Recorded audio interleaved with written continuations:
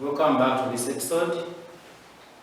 Hope you enjoyed the activity that we left behind. Last time we looked at friction under the topic with simple machines and friction. So we looked at a lot. We looked at the meaning of friction, the types, the properties. We looked at how friction is useful in our daily life, and we had an activity. To begin with, let us first go through the activity we had last time. Our number one was saying, name the force that prevents movement between surfaces. That was our number one. That force is friction. That is what number one was calling for. Then number two was, how is frictional force different from gravitational force? From the very beginning, we said friction, so we shall say frictional force is the same as friction. There is no difference. It's the same thing. Frictional force is the force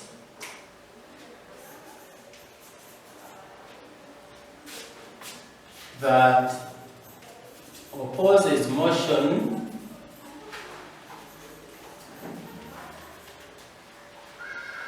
between two objects in contact. Between two objects in contact. That is frictional force. Remember, we are giving a difference between frictional force and gravitational force. So I shall say, while gravitational force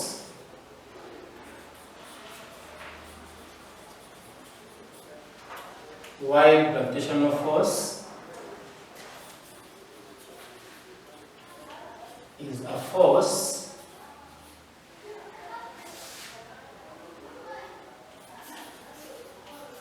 that pulls objects towards the Earth's surface.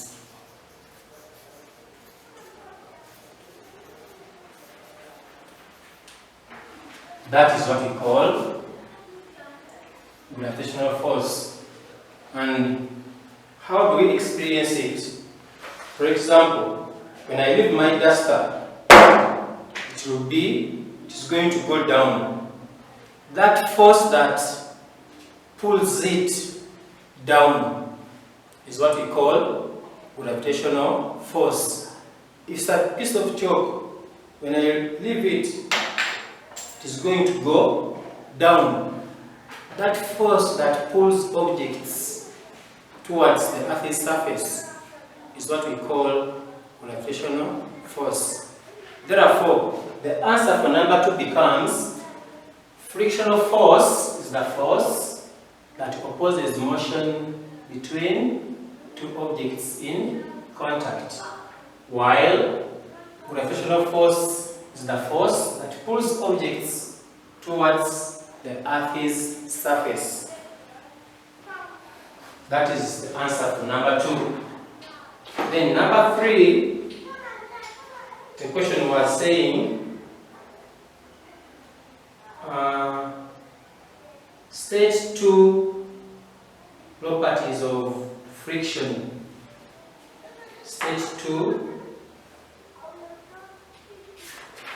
properties of friction.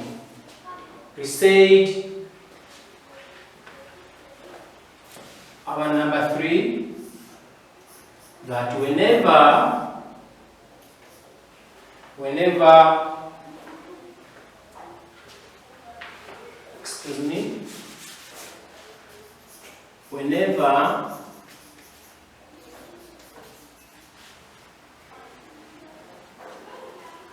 friction occurs, heat is being applied. Whenever friction occurs, heat is produced. Then the other one was, the greater the load, the greater the friction. Our property 2, the greater the load, the greater the friction.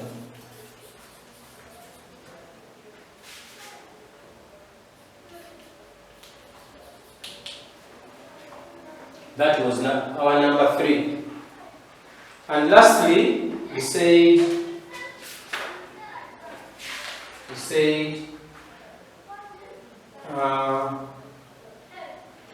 situations where friction is needed. When do we need this friction? The answers are very many. When walking, when driving, when sharpening objects, when writing, when washing clothes, when climbing trees, when climbing mountains. The list is endless. So that was our previous activity. And then also we talked of types of friction. We said there are 3 types of friction. We talked of the viscosity, that is friction in liquids and gases. We talked of sliding or rolling friction. And then we talked of static friction. Those were the questions that we looked at in our previous activity. And those are the answers. You can mark accordingly. So, having had our corrections, I'm sure you've marked. Don't forget to check your spellings. They matter a lot. Let us now proceed with our new lesson. And our new lesson today reads, so our subtopic today, we are going to look at friction as a nuisance force. That is the disadvantages of friction. This is what we are going to begin with. So remember, last time we looked at the advantages. So today we are beginning with the disadvantages.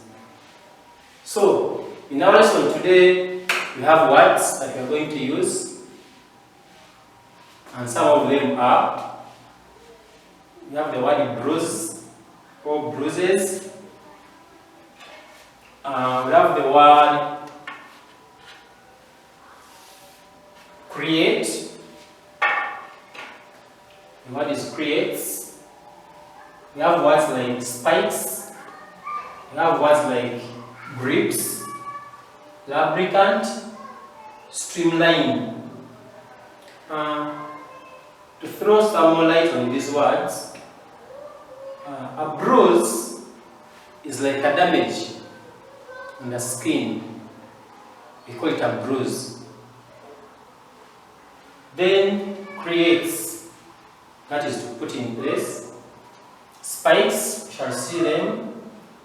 The grips, we are going to see them. Then the lubricant, that is any substance used to reduce friction. We shall look at them. And then streamline.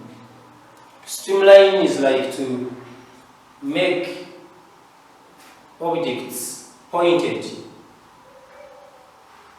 to shape objects as in line to reduce friction. We're going to see what it means in line with friction. So, we are saying we come to our disadvantages. There are very, very many. The list is endless. For purposes of passing exams and understanding our environment in line with machines, we are going to look at a few. And one, we go, it reads, friction makes machines to produce unnecessary noise. Hope you've heard, when these machines are moving, there is a certain noise they make. Take an example. If I pull this table, are you hearing that noise? That sound it is producing.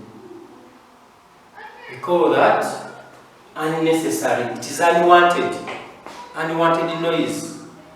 Though noise, still, it is a disorganized sound. You get? So, when machines are moving, because of friction, they form some noise, some irritating noise, some sound that is not wanted. It's what we refer to as unnecessary noise. Then, disadvantage number 2, we are saying friction wear away things. Altogether, friction wears away things like shoe soles. Hope you've seen these old shoes. When you put it on for a long time and you walk, you are going to find its sole when it has reduced in size. That's what we mean by reducing or by wearing away. It wears off. The car tires, these treads wear off, like this car tire. According to the treads that were there, as it was used, the treads went on reducing in size. Remember, we said as these treads reduce in size, this car tire, time comes when you brake, the car just moves because of less friction. 3, we are saying, reduces the efficiency of machines. The ability, the capacity of a machine to produce work is being affected when there is friction. That's what we call efficiency. The ability of this machine to produce work, because it is being disturbed, therefore its efficiency, its ability to produce the required work is being affected by friction. Therefore we say friction reduces the efficiency of machines. Disadvantage number 4, we are saying friction delays work. Remember, friction opposes motion, right? As you oppose motion, that means the rate at which work is being done is being delayed. So, that's why you say friction delays work.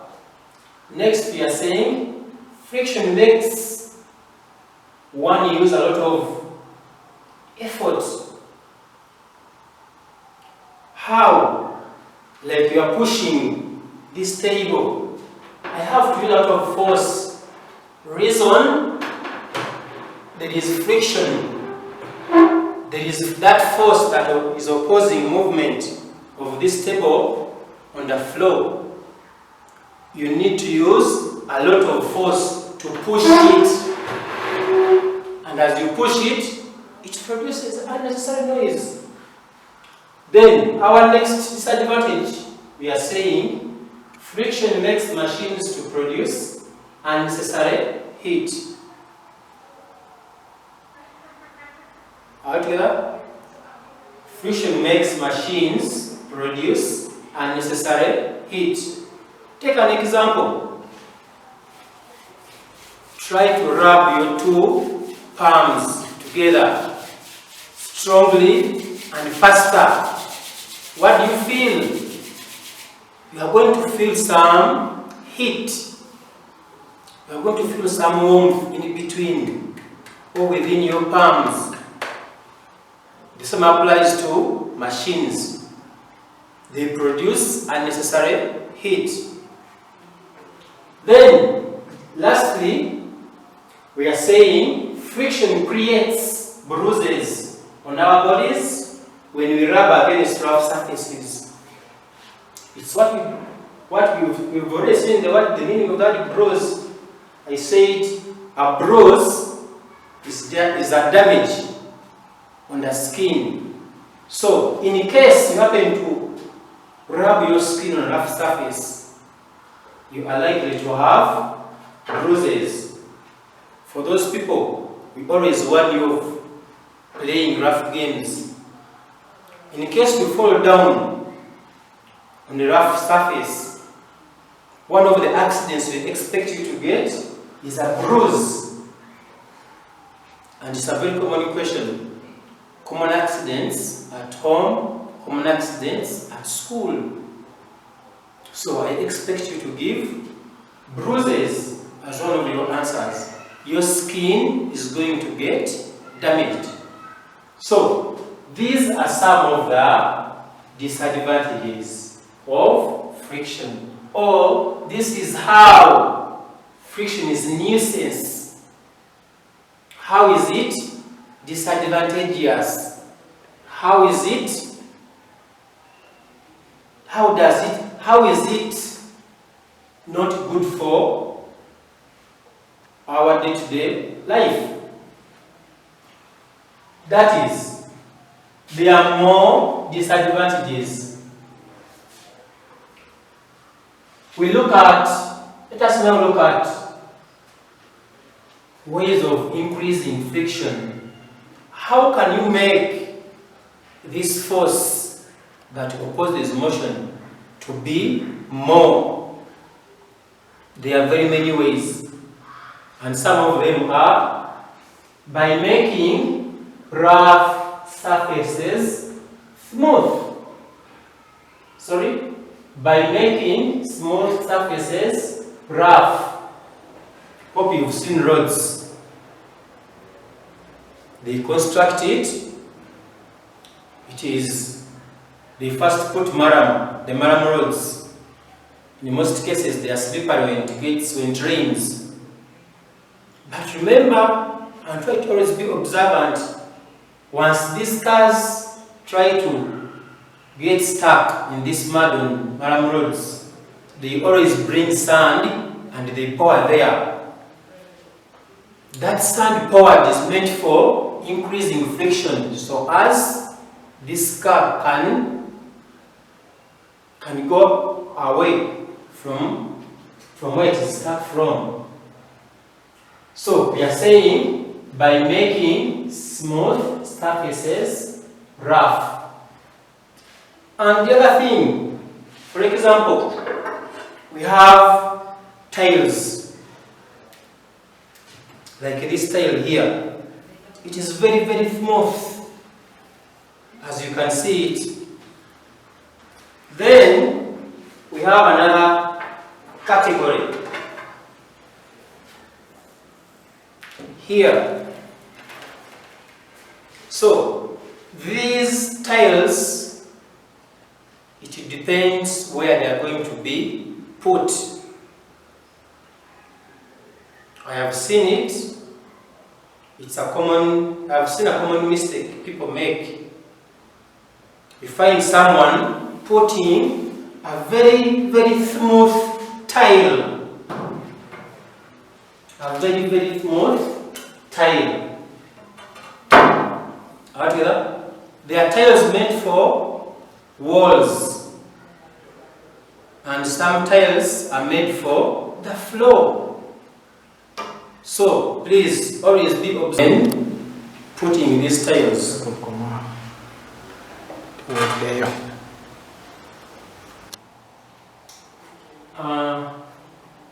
The other way of increasing friction is by putting trains on tires. As we earlier saw, these car tires, there are trains on them. These are what we call the trains. They are meant for increasing friction. In case you are asked of what importance are trains on car tires, the answer is very simple. Those trains on car tires are meant for increasing friction.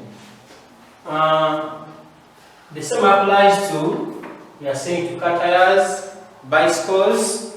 As you can see, this bicycle tire, it has got trains on it. This is what we are talking of, the trains. This enables the cyclist to brake. That is by increasing friction. Then our next point is by putting spikes on sports shoes, on sports boots.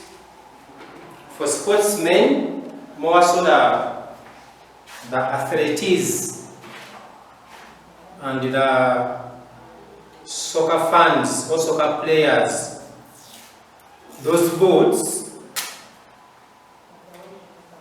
they don't have trains. Instead, they have what we call spikes.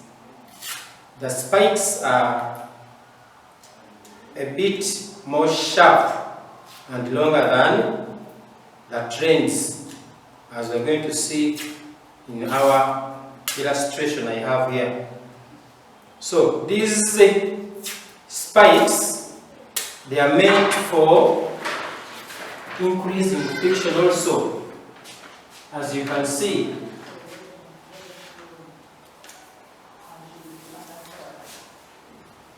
We are saying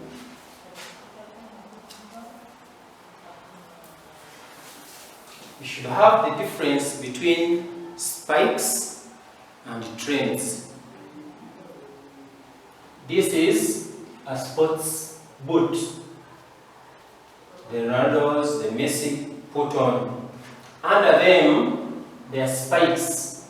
Remember, this is a game of running. It calls for instant stopping, turning. So in that case, you must have, they are made in a way that their boots are capable of enabling them to stop instantly, to turn, to make all sorts of flexibility. So these spikes, their role is to increase friction. As friction is being increased, that means this player is going to have enough ability to stop without falling down and without sliding. Then the trains, these are these are the trends. They are found under these normal shoes of ours. Check your shoe beneath it. There are trends. So, you may be asked, how useful are trends on shoes? So the trends are meant for increasing friction. Tomorrow someone will ask, how is the function of the spikes similar to that of trends? The answer is very simple. Just say both spikes and trends increase friction. Our next point here, we are saying by putting grips on the handles of objects. What we call grips are these parts here. If you can see this part clearly, this is a grip. As you can see it, it is made up of a rough surface. It is meant for increasing friction as you are holding the handle. You cannot easily, your hands cannot easily slide off. So, they are meant for firm holding, that is gripping, firm holding. Then, lastly, we are saying by putting tarmac on road surfaces. I talked about this earlier, that as they are constructing roads, in the first place, the tractors take and leave it, they just pour a maram, and we call them maram roads. But with time, the same road is tarmacked. They get these small stones, they mix other substances, and they form what we call tarmac. It is made up of small stones to make it rough. The more roughness, the more friction. So, they are made in a way that they are controlling these cars and other road users from sliding off if there is less friction, that is, if it is not tarmacked. The other thing is ways of reducing friction. As we increase, we can also reduce. So, what are some of the ways? How can we reduce friction? Friction can be reduced by using rollers. This is so common in factories and industries. With rollers, this is how they work. Look at this book. If I'm to push it, if I'm told to move it, you see, it cannot move because there is a lot of friction below it or between it and this tire. But if I apply I'm using these markers as my rollers. If I put my rollers, those are my markers, and I put this book, if I'm going to move it, hope you can see, it's because the friction is being reduced. The markers are acting as my rollers. You see? But when you remove your markers, that is your rollers, and you are told to move this book, you are going to find it that the fingers are just sliding off the front page. So, by putting rollers, it helps you to reduce friction. 2, by lubricating. Lubricating means by oiling or greasing moving parts of a machine. For example, in our joints, the movable joints, talk of the knee joint, talk of the hip joint. Inside, we have what we call synovial fluid. The synovial fluid is meant for reducing friction between the bones, meaning the synovial fluid is now acting as oil in machines. Hope you are following. Meaning the lubricant being used in machines, we can have oil, we can have grease. Those are now lubricants. As we saw in our vocabulary, we said a lubricant is any substance used to reduce friction.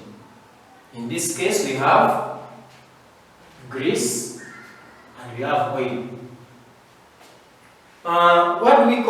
What are those moving parts? The moving parts are these very parts here, as you can see, this bicycle. These are the moving parts.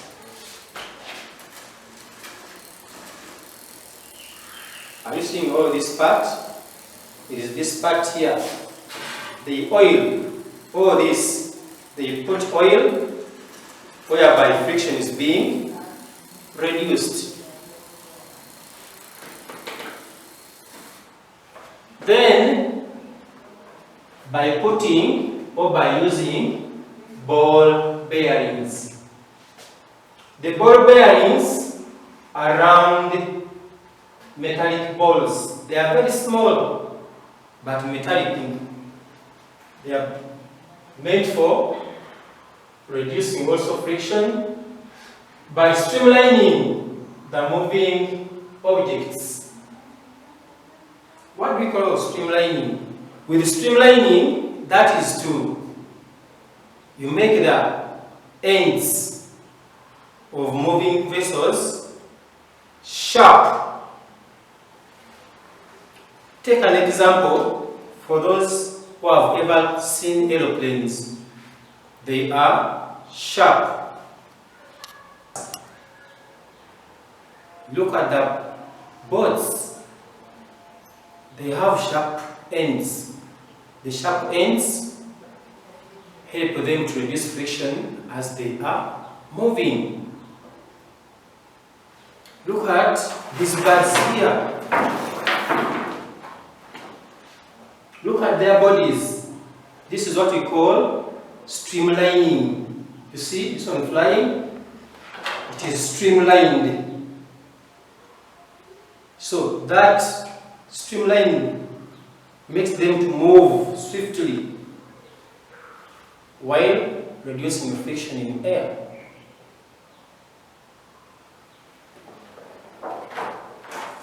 The other point is by making rough surfaces smooth.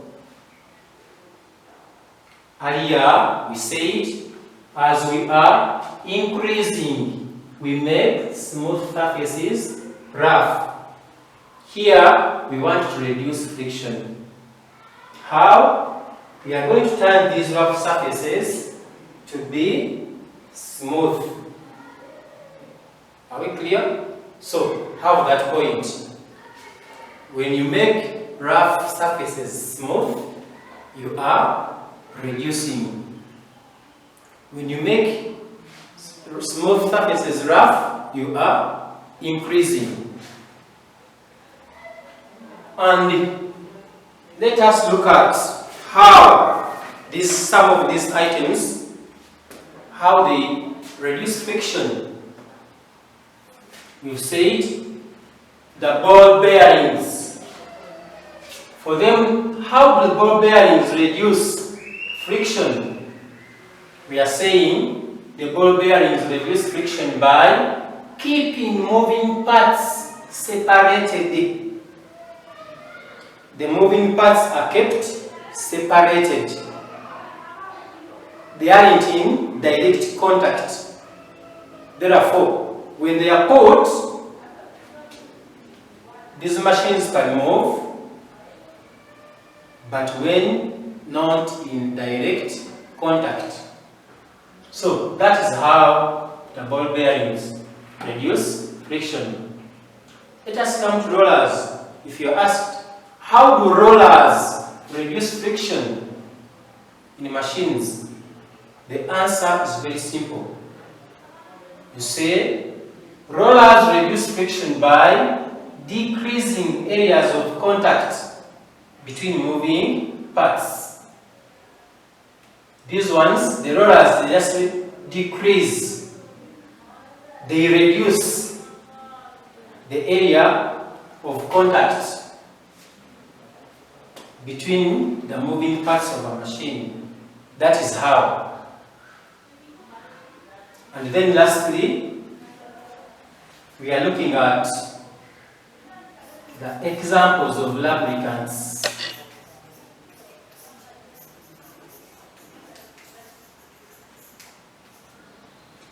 Examples of lubricants. I'm sure you've seen mechanics using oil. So we have oil as a lubricant, and it is a very common lubricant. And then our next lubricant is grease. Grease is a bit thicker, which is thicker, and it is solid at room temperature, though oil is liquid at room temperature. So, having had that for today, we are going to have our activity. Next, we shall always have activities to see how much we've grasped and how much can we revisit so that we can move on the same page.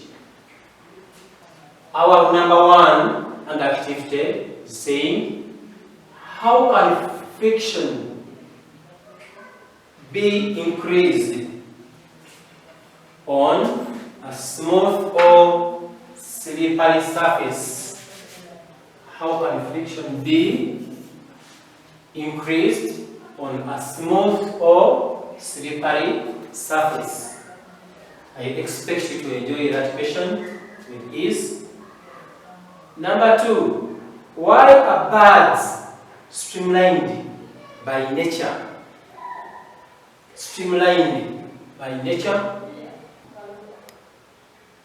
Refer to your notes, revisit them, look at the aeroplane, look at the boats, look at the ship, look at birds, look at those jets used in wars. Some of them are made very small and extremely streamlined so as to minimize the friction, whereby it can easily move without being hit by the opponents. Then our number four, how do ball bearings prevent friction in machines? Tomorrow they will say, how do ball bearings reduce friction in machines? We've seen the answer. I don't expect you to have any challenge with it. And lastly, why is friction said to be a nuisance force? The answers are very many. The list is endless. Thanks for paying attention. I expect you to sanitize, keep home to save lives.